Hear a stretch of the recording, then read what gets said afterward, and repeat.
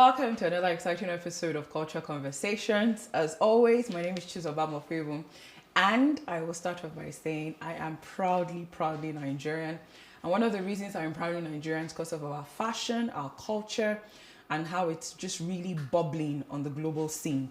Today we're going to be having a fantastic conversation with one of Nigeria's young, culture promotion fashion brands, and his brand name is Dimeji Lori, but the brand is very much premised and hinged on culture, from the use of raffia to the use of cowries, the use of ashoke, and he has had the beautiful honor and privilege of styling a lot of our celebrities home and abroad. So our guest name is Dimeji Lori. He is a Nigerian fashion artist, an Afro waist designer with an fashionable vision. Wow. He proposes a distinct idea of cultural luxury, drawing inspiration from elements of pre-colonial African heritage, the culture, the artifacts, the spirituality, and the community, turning out designs and creative ideas that help to hybridize the exploration of an African identity through the reintroduction of these elements into people's consciousness. Refashioning the African consciousness is literally the name of the game that he is playing in the fashion industry. Okay, so Dimeji, thank you so much for being here. Thank you so much for having me. Thank you so much for what you're doing. I remember my first contact with you was with Nee. Yeah. And I saw what you won. I was like, this is beautiful. And then I found out you were the designer. They went to your page, and I was like, I love how creative minds just really think outside the box. Because I see Ashoke, we've won Ashoke so many times. We never thought to put it this way. Yeah. So nice one. Thank you. So questions immediately. Let's go into the questions. Now, African fashion has been enjoying Queen Bee status on the global scene. Everybody in the international scene wants to wear an African designer's piece. How has the Nigerian culture, which is the Ashokean, how has it contributed to putting African fashion on the global map? Yeah. Thank you very much for that question. I've said the Nigerian culture has put, how do I say this? Okay, so I wouldn't really agree that we've been getting the Queen Bee attention yet, because on the global scale, we're still not being appreciated as much as we should have been. Yeah, because when we talk about the fashion industry, the global fashion industry is a $1 trillion industry. And the essence of the industry is the clothes. And when you break it down further, the clothes, the essential element of the clothes is what it is made from, which is the wool or the cotton or the polyester fibers. And even when you break it down further, with the history that we're familiar with, we're able to achieve this feat in fashion and cloth making because of the hard work of the black slaves that were put in plantations many years ago. So they were not given the due diligence and the credit that they deserve. And even fast forwarding it to like today, you see global fashion brands where they make collection inspired by Africans, and they take our elements and our culture and our patterns and our craft, and they sell it to the world for hundreds of millions of dollars without giving credit to where it's from. So it's been a serious battle, for African brands to actually rival, global brands on the world stage. But thankfully, we've been able to do a bit, especially with my senior colleagues in the industry, the likes of the Diala Sagoe, the Orange Cultures, the Duro Lowus. They've actually been able to penetrate the global stage. But it is still a very small circle, but with the generation coming behind them, we plan to take it a bit further. And take it by, you plan to occupy. Yeah. Okay, so talking about just the difficulty of penetration, goes to my next question. You've had the privilege of styling the who's who in especially the entertainment industry, Ricardo Banks, Files. This is a couple, Timini Egbuzon, and a lot of young brands are looking at you and going, wow, wow, he's not that old in the industry, but you know, he's been able to do this. Yeah. So question is, how were you able to position your business to achieve that? And what was your market penetration strategy? I'll say it's just me being true to myself. So you were just sitting down true to yourself? No, like being true to my craft. Like my designs are so unique and they're so peculiar to me. So I took time to study history, travel, have a deeper understanding of the culture and the heritage and the craftsmanship before I even started the whole fashion thing. So once you have that unique point of view, your story is different. So what you're bringing to the table, what you're bringing to the market, it's just so different that it's only you that can make it. So most of my clientele will not reach out to me if they have like an Owambe or like a normal thing.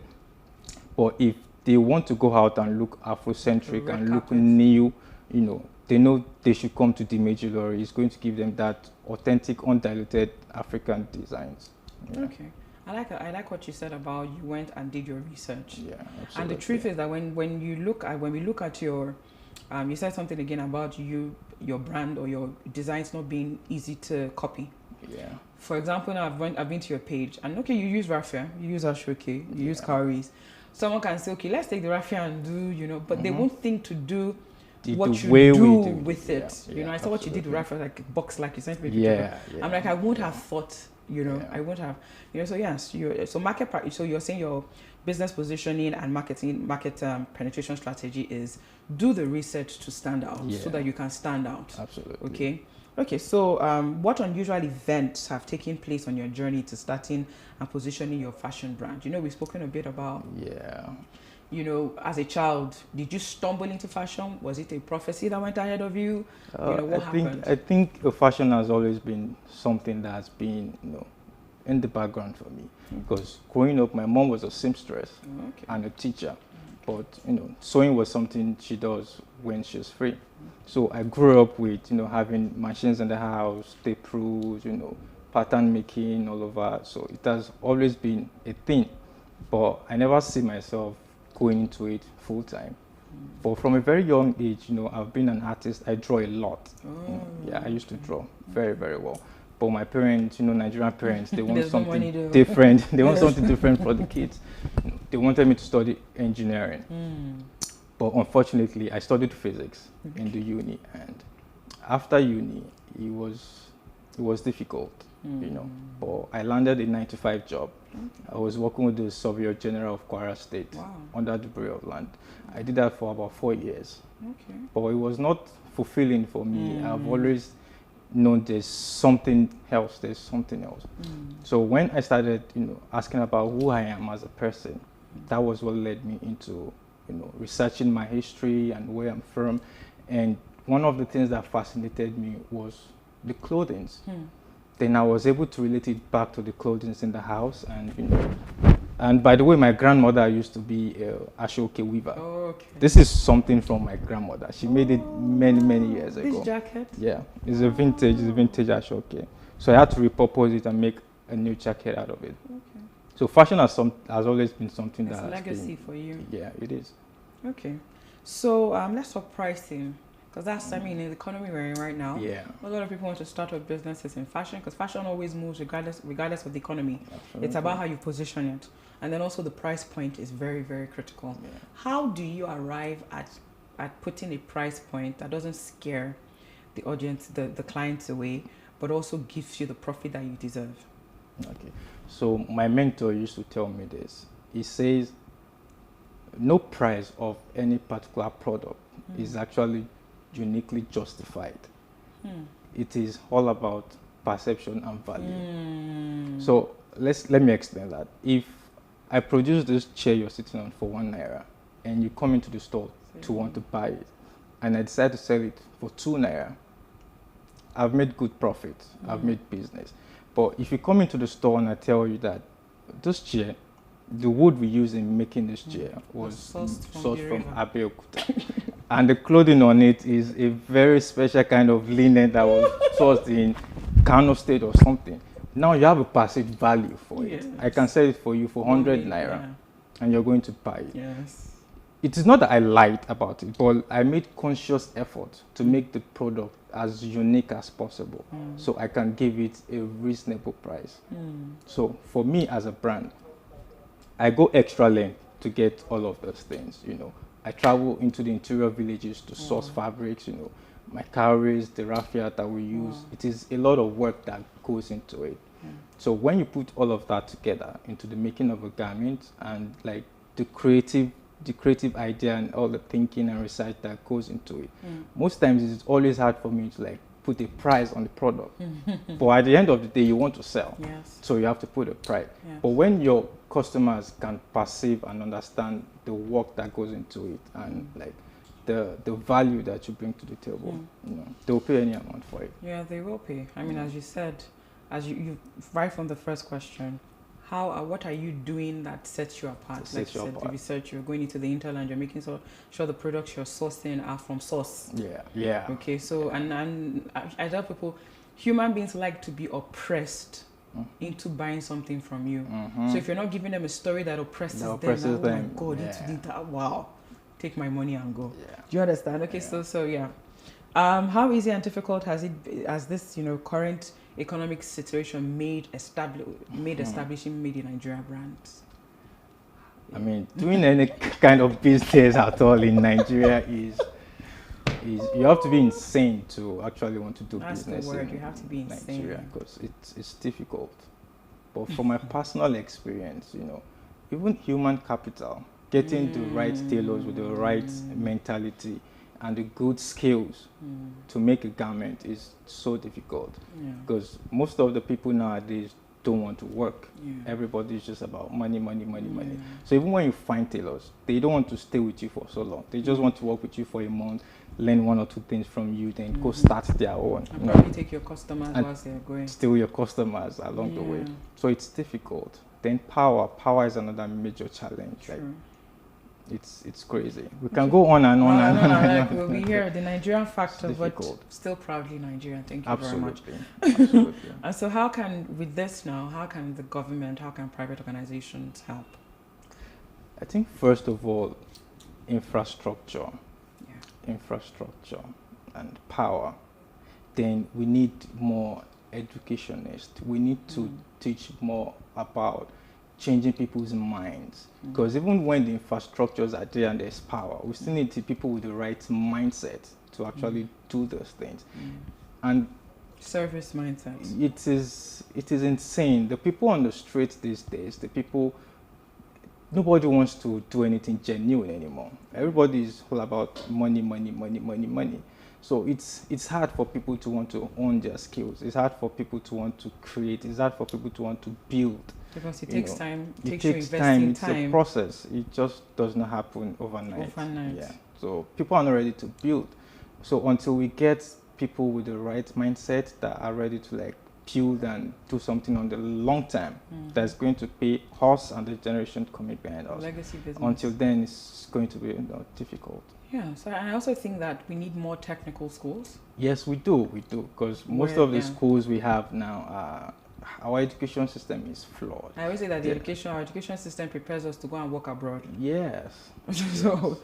What insider information, you've been in the industry for, not a long time, but long enough where you have entered some corners that people who have been in it for 20 years have not entered. Yeah. You've sat down with the who's who, you've had conversations with these no names. Yeah. You have an understanding of what they like and what they do not like when it comes. You've talked about, nobody wants to put in the work to bring out a good product. Yeah. And I'm sure that's also a complaint amongst them, like the finishing, the detailing and all. Absolutely. So for young people who are coming up and they're like, okay, we want to know how these people think. What insider tips can you give them so that when they want to market their products to these kinds of people, they go about it the right way? I think there's a backstory to this, because this statement might put me in trouble. But the truth is, this so-called celebrities don't like to think. And it is not a bad thing. It is not a bad thing, because they have so many things on their plates. They have endorsements, they have deals, they have meetings. There's a lot on their mind. So they don't have time to think about clothes. That is where you come in. You have to do the thinking for them. You have to look at them, see their style, see what is missing, make that thing, and offer it to them. That's the magic, basically. So study them, find out their style.